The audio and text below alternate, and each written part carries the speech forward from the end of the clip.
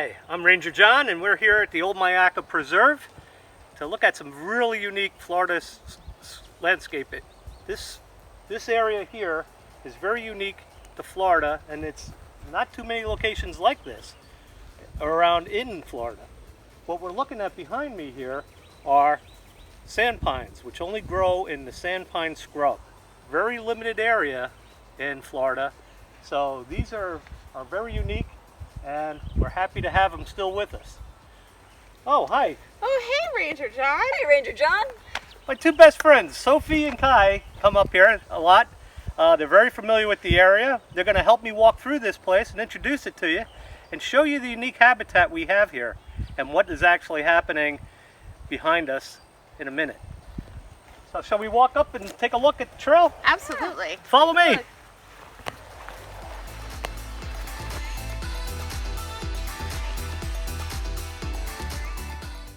All right. Well, as we walk through further down on the trail, come to this beautiful specimen of the sand pine. And I can't help but notice, Kai, that if I look at the soil here, this doesn't look like it's conducive to growing anything. And why do we have sand here anyway? Because we're miles and miles from the ocean in the Gulf.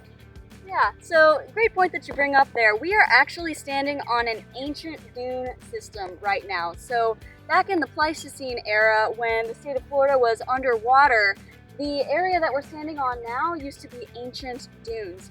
And so because they're dunes, what do we see with dunes at the beach? We see a lot of sand. So typically sand is very nutrient poor and well draining, so the water seeps right through it and straight down to our aquifer. So these plants that we have right here are actually really well adapted to growing in this kind of ecosystem because they've been here for thousands of years. They got it all. They know what they're doing. Imagine that. This used to be beachfront property. All right, we're further down the trail in this sand pine scrub. I want you to look over here and see what the scrub looks like in its natural condition. Very lush, very thick. Can't even walk through there easily. Now let me pan over this way, and I want to show you what it looks like on this side of the trail. Now, Let's take a nice wide shot back there. yeah, you could show the whole thing. Now, obviously, something's going on here that doesn't look natural. So I've asked my good friend Sophie to come here and ask me, why does this look like this? Why does this look like it's all dead? So, Ranger John, this is something that we call mechanical clearing in fire management practice. So, because we are also in a WUI, a wildland-urban interface, we have to practice prescribed burns and mechanical clearing because we can't actually do a natural fire cycle here. And a natural fire cycle in the sand pine scrub would be between 6 and 13 years. However, because we have residents who live on either side of this place, we have to take care of it ourselves. And so one of the ways we can do that is by having a big machine come in and chop everything down low. That way, we'll create this fuel area, it'll dry out, we can pile it up and burn it and then manage fire that way. And having these burns here will encourage the new growth, where especially some of our trees here, like these pine trees, have fire adaptations that need fire to reproduce and to be strong. So normally you think of a forest fire as a bad thing, but you're saying it's actually necessary? Especially in scrub habitat. Yeah. Scrub habitat has so many plants have the adaptation where they need fire to survive and to grow strong. Huh. So really, we want to see fire in a habitat. And the only reason why we can't do that is because of the urban environment. Well, that's fascinating. Ranger John, look what we have over here. Are you ready for it? Yes. My name is Tort. I'm a go for Tort. The only tort east of Mississippi I state that with purpose. I'm a state certain species in a terrestrial turtle. So don't put me in the water or that'll be quite a hurdle. I was 9-11 inches length and fully grown. I have stumped behind feet and shovel like for ones. I dig burrows where I live that average 15 feet long. Provide shelter for over 350s. I'm super strong. I love eating low-grown plants like gopher apple and prickly pear grass. I need to stay easily forward with class. Love fire too. It promotes growth of plants to eat, keep the soda wild, habitat with weed burrow, and stay out of the heat.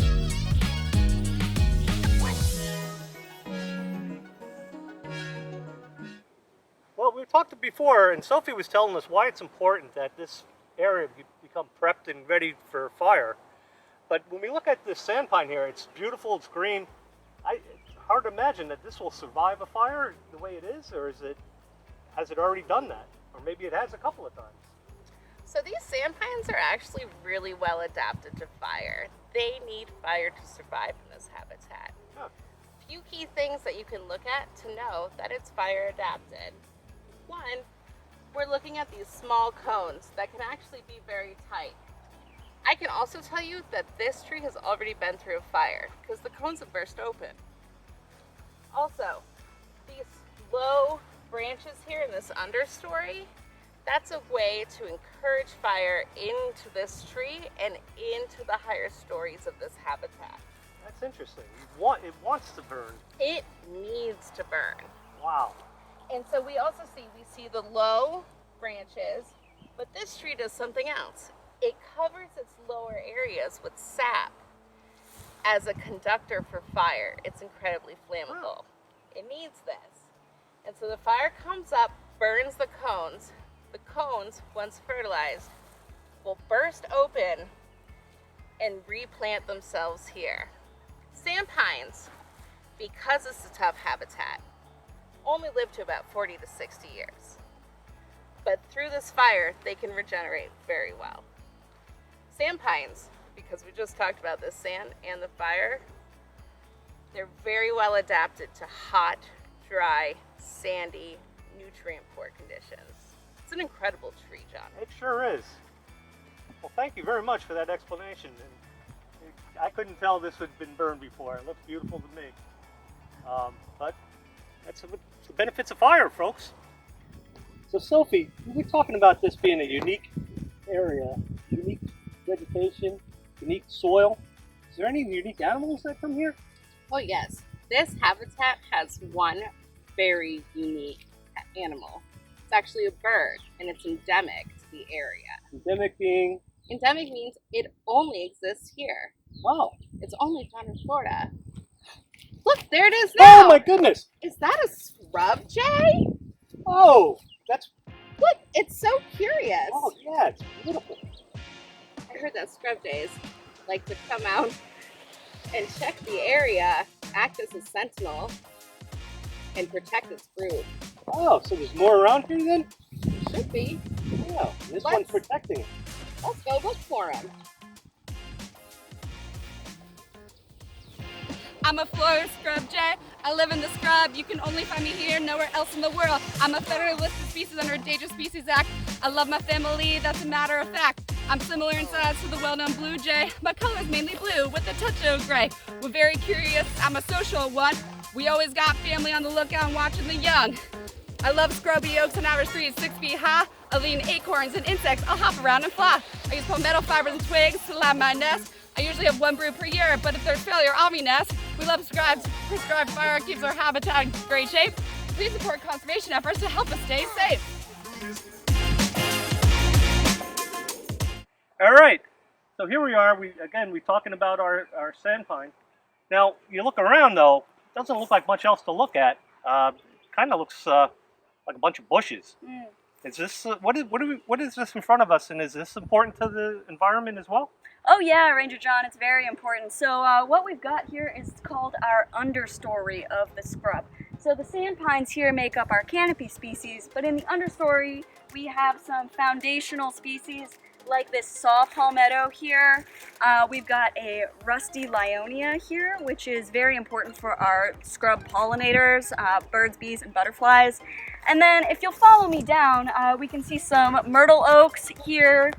Chapman's oaks are also common. But coming up on our left, the sand live oak. And this is a really important habitat for all kinds of animals in the sandpine scrub here, but most importantly our scrub jays, which like the sand live oaks to be between about 6 and 10 feet tall, so that they can then perch and look out over the landscape. So yeah, we've also got prickly pear, which is a very important species alongside these oaks and our saw palmettos. So this is a very important habitat, and it should not be disregarded as just the understory or just some bushes. Are you telling me that's an oak? This is an oak! It's so small! I thought oaks grow huge and 40 feet, 50 feet. You know, you would think so, and we might see larger oaks and larger live oaks and laurel oaks that we're used to seeing in a habitat or an ecosystem more like our oak hammock ecosystem.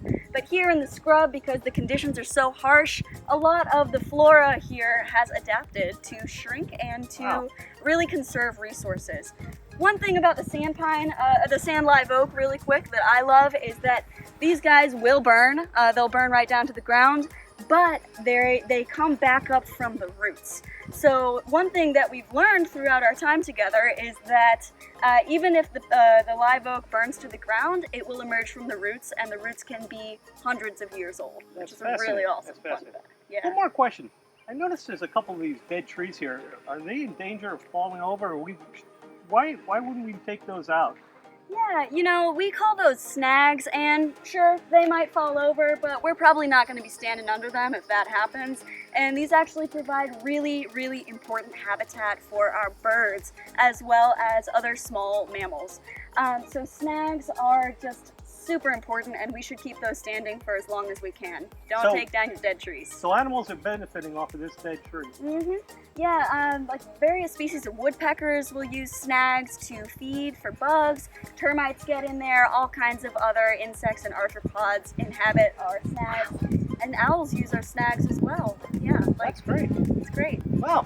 I learned to look at something I thought was dead and appreciate it in a new light. Thank you. This has been a great walk, and learned a lot about this environment here. Ranger John, watch out for what's that? indigo snake. I don't like snakes. It's a pretty snake, though. It is. I'm an eastern indigo snake, EIS for short. The long-snaved snake in America, put that in the report. I'm a federally protected species and non-venomous. My color is bluish-black with smooth scales and marvelous. I'll eat small mammals, frogs, birds, just to name a few. Even other snakes, man, I just can't choose. I seek to over towards burrows for refuge and protection. I love to nest there too, it's a 10 out of 10. I'm threatened by habitat destruction, fragmentation, degradation. So hey, humans, help us out and protect our haven.